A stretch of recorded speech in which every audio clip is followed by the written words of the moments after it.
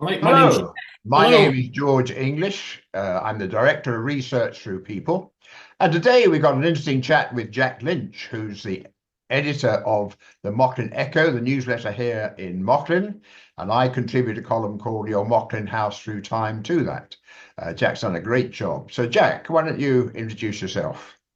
Well, as George says, my name's Jack Lynch. I'm the editor of the Mauchline Echo. I'm also a member of the Mauchline Community Council, which publishes the Mauchline Echo on behalf of the Mauchline community. The Mauchline Echo is basically, it's exactly what it is. It's an A5 magazine like that. That's usually 36, 40, 44 pages, never any more. There's about 800 or 900 are printed. They're distributed door to door by a group of volunteers, and they're welcome very much within the community. And you know, I get a great deal of feedback, positive feedback from it, and I get a great deal of satisfaction in getting that feedback. But also, you know, it encourages me to do it because it's quite time consuming, really. So that's just a bit of a background there.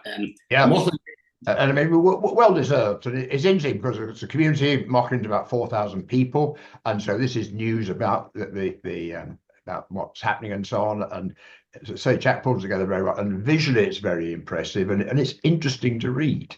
And one reason I got involved was with my research. I had clients who had ancestors from Mauchline in the past, so I call the column Your Mauchline House Through Time because obviously people now are living in these houses that people lived in the past. So we've done various things to look at people from the past and bits of Mauchline and so on and so forth. And it's been great working with Jack because he's got great ideas, and there's the community now, the community in the past is what we're talking about. And well, both are from outside Mauchline originally, are we not, Jack? yeah. Well, I originally dwelled from Glasgow and migrated over to East Kilbride, which was part of the Glasgow Overspill area, and then before you know, going in my travels and as a working man, and finally settling down here in Mauchline some 20 years ago. So it's just a lovely place to live, really. You know, that's it. I Yeah. mean, Yeah. beautiful So I put country. together one or two slides, so I'll just get those up if I can. And then we can just chat about that and what it comes to mind. Let's have a look.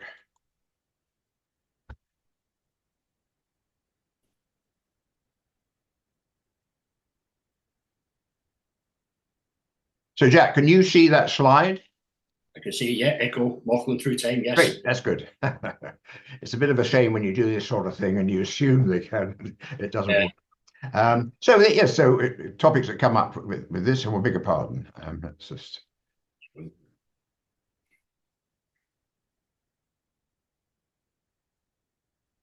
Here's the echo, and then Jack sort of showed it. Obviously, here's one from the past. Things associated with Mauchline. yeah, Curling yeah, stones are made here, and there's a whole lovely story with that. Robbie Burns, he farmed near here at one time, and there's Poogie Nancy's his public that he went to and wrote some of his poems there, etc.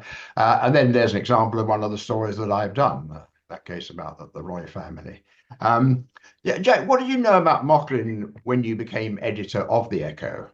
um, surprisingly very little. You know, I mean, you moved here, you know, as I said, about 20 years ago, and you know, I was a busy man. I was working.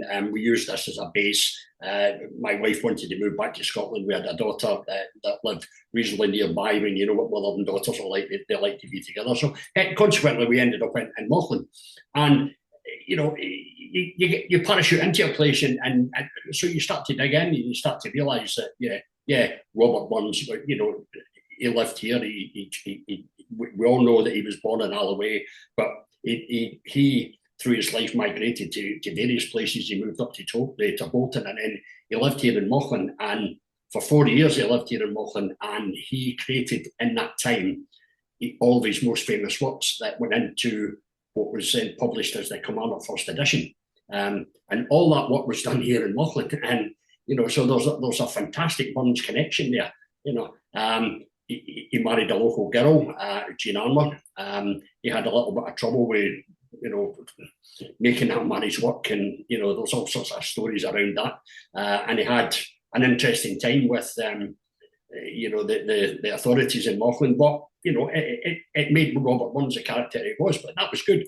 And then we found out that these wonderful things called curling stones, which are on your photograph there. That all the curling stones are used in all the top world and Olympic competitions are made here in Mauchline, in a little wee factory that you would never believe that all that happens, They churn out about 30 stones a year, but for the Olympics, for instance, they need pallet loads of the things, and it's a wonderful, skillful piece of work, and it comes from here in Mauchline, and it's Mauchline people that are doing it. It's not machines; these things are made by hand, so it's phenomenal.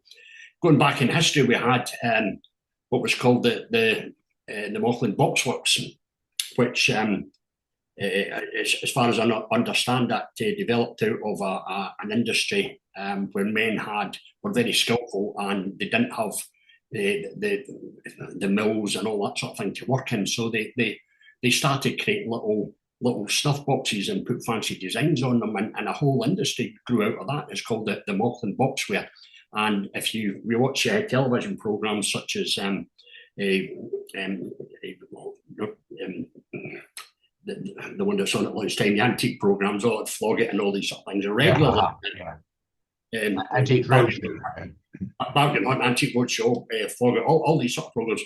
Mauchline Boxware comes up regularly, and some of these little pieces of some of them are a little bigger than matchboxes. They can command prices depending on the standard and size of from £20 to £30 to hundreds of pounds. So it's a phenomenally skillful piece of work, and it all came from this little place. Who, as George says, has got a population of 3,500, and in 1876, for instance, it had a population of 2,500. So it's not grown any, and it's a wonderful, stable community. It's absolutely great. Yeah, and then doing my family history, I researched family, and I found people who worked for the Boxworks, etc. Yes. And I mean, this example here with the Roys, that there's an old building, the Mauchline Cooperative Society. The photo clearly is 100 or so years old. So James Orr worked as a baker there. And below that is the house that they lived in, Sandstone House, which is still there. And when I wrote this, I went and knocked on the door of the person who lived there, and they were most interested to find out someone who'd actually lived in that place beforehand. And that leads into what was Mauchline like in the past. So here's a map, 1857, so 150 odd years ago. Quite interesting. Virtually all of the centre of Mauchline was built by the mid-19th century. And you go down these streets now and see those houses, particularly sandstone and so on. And the Boxworks and where Robbie Burns were, these are all mapped. And it's quite interesting for someone living in one of these houses now to just see a map of the way it was so long ago. Yeah. And we have, we have our guidebook here, and, I don't know whether we can probably see that, but it's the Mauchline Burns Trail. And there's an astounding amount of history just in this little, it's an A5 leaflet that's available in the local library and various other tourist information areas. And it's got all the history there, and it's just great, Yeah, right. And it's true of the place that you live, the people who are watching this, etc. If someone's done research, there's the history, and what I particularly bring into this is trying to bring the people to life. Yes. And one of the interesting things I've done particular families with ancestors, but then I've taken a bit of road. So, for instance, what was then called Main Street, I've taken a bit from the Cross, where traffic lights are now, down to Poosie Nancy's, and looked at the people who live there, the occupations, all the sort of things. And I love that expression, bring to life. And what Jack does very much does that, and from the present going back in time. And also I like to think that that's what I do as well. So another thing that we've touched on here is with Robbie Burns' association with the Mauchline Holy Fair. So Jack, why don't you tell people a bit more about that? Put in your diary, there we are, next May, 31st of May. Yeah. I'm working very steadfastly on that. People only think people think it's a day's event, but it's not. It takes a year. to get there, as all these things do, and I'm not the only one. You know, an awful lot of people work very hard to get it. But the Mauchline Holy Fair is, it is, you know, it dates back to, you know, some medieval times, and it was traditionally a religious, where they dealt out communion to the common people in various areas around Mauchline, because only those who had money and clean shoes, etc., were allowed into the church, and the common people had to, you know, make do with getting outside. And so how that developed over the centuries, it developed into a holiday for the common working man, which was probably all they got for, you know, once a year. You know, they got these markets and they got these fairs, and you know, so you know, and that would have been the case right up until, you know, the late 1800s, and then, you know, we started to get a little bit more. Well, we certainly got educated. We got a little bit more demanding, and you know, it then developed into a real fair. There used to be horse racing in Mauchline, and all sorts of shenanigans used to go on. I mean, when I talk about horse racing, they used to just let the horses go at the top end of the town, no jockeys or anything like that, and you know, give them a good belt, and off they went down, chasing down the high street, and it took anything with them. And whoever's horse got to the end was the winner. And great chivalry went on, and drinking and so on and so forth.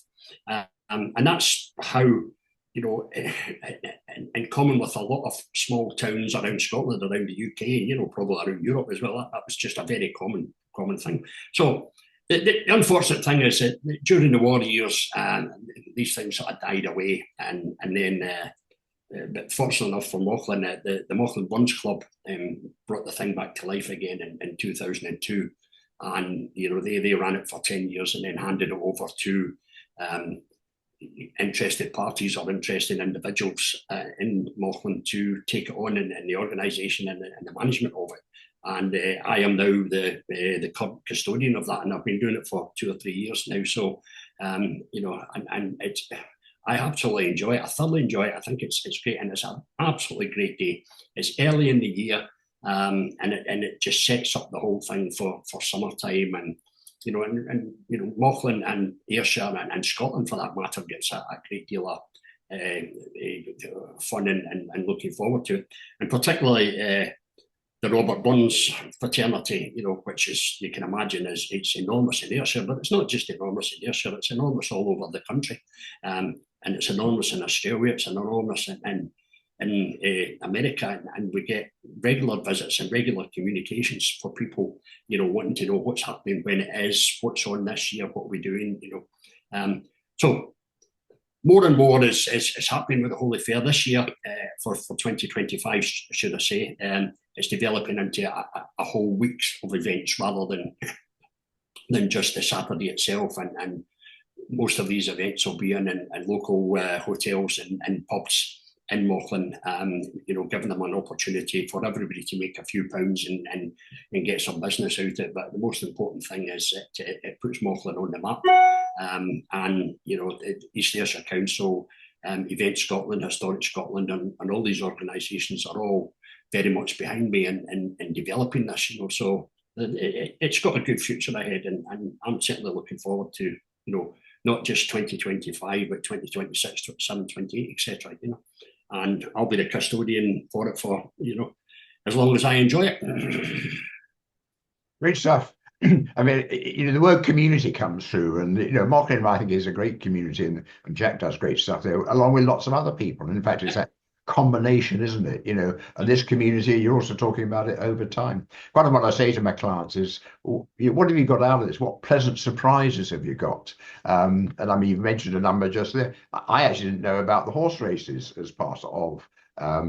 But it's fascinating, isn't it, when you learn a bit and then you learn a bit more and a bit more, and can add to it. Yeah.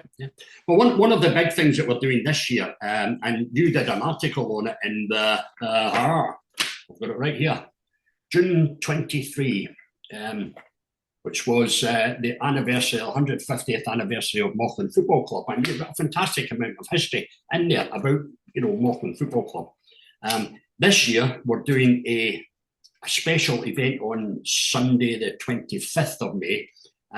We're having a a reenactment of a football match that took place in 1878 between Mauchline Football Club and Kilmarnock Football Club for what was then the Ayrshire Cup. Now, the rules of football in 1878 were far different to what they are now.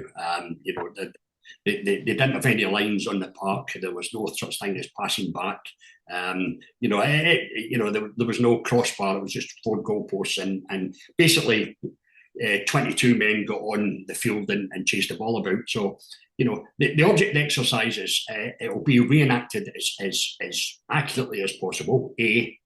That the strips and the dress will be specifically manufactured for that day. There will be a few souvenirs there too.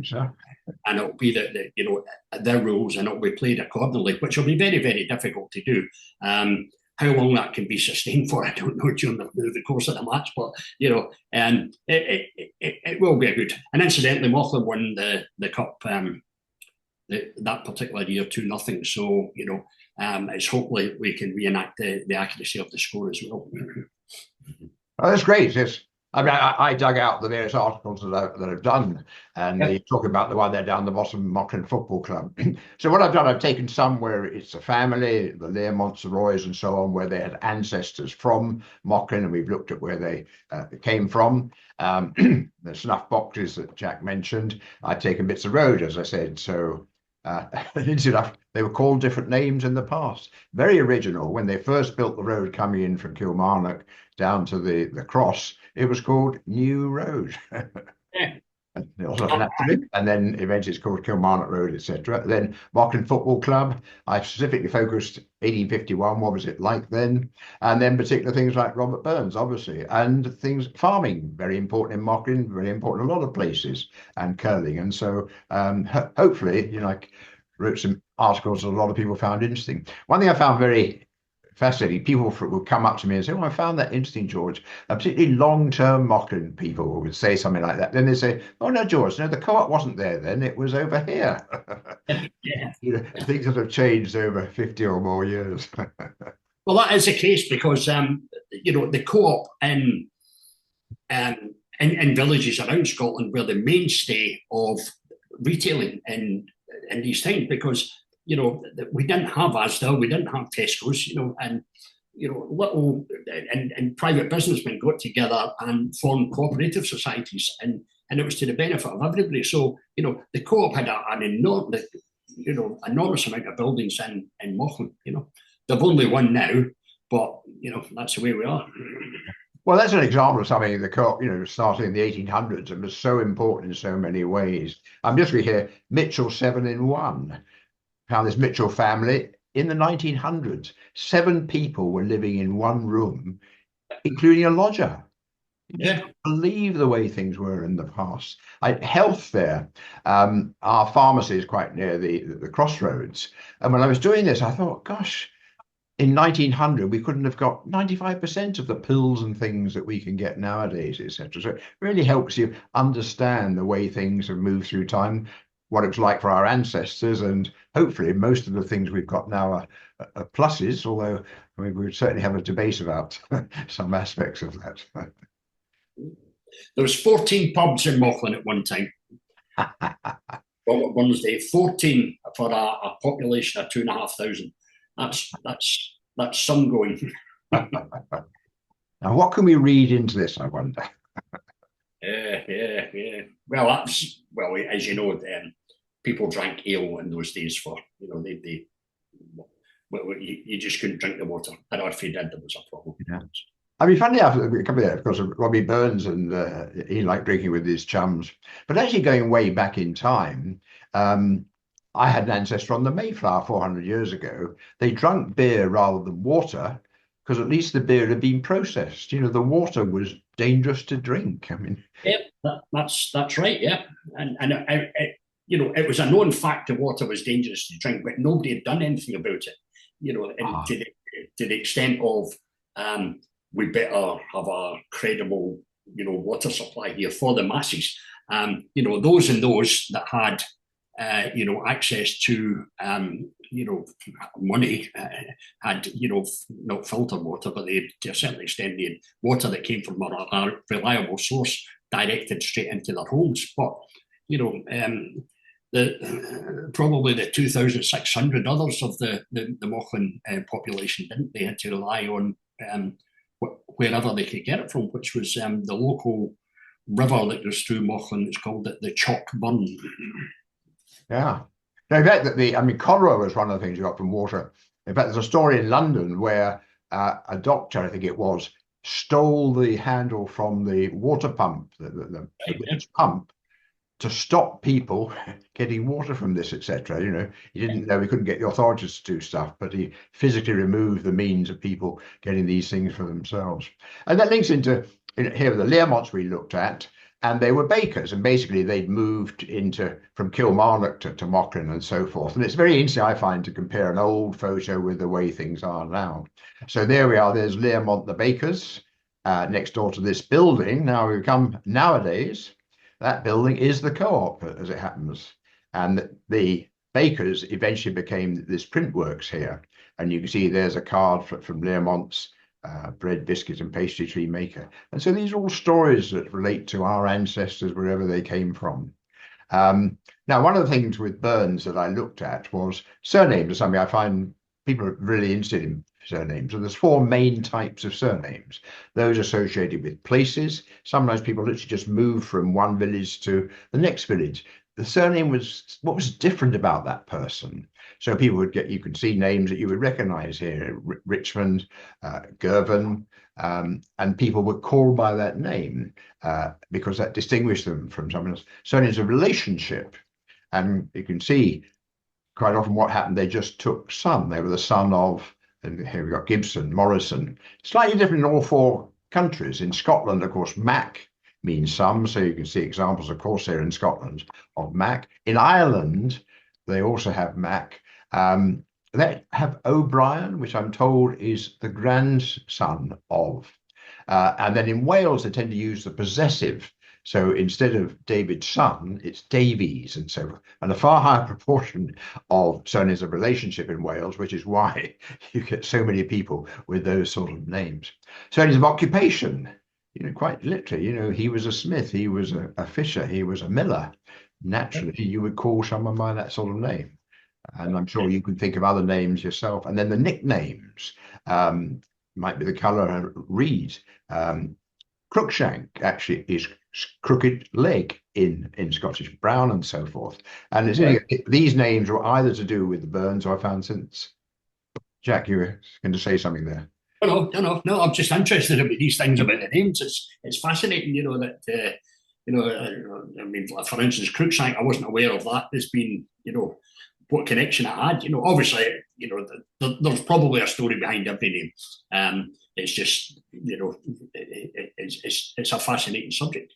Yeah, and I believe it is partly because, obviously a lot of people living in Mauchline now have ancestors going way back, and I've had lots of comments from people. That's right, that surname had here. Yeah, actually, and Campbell is actually Twisted Mouth. I don't know if you knew that. It's intriguing when things get changed. Right.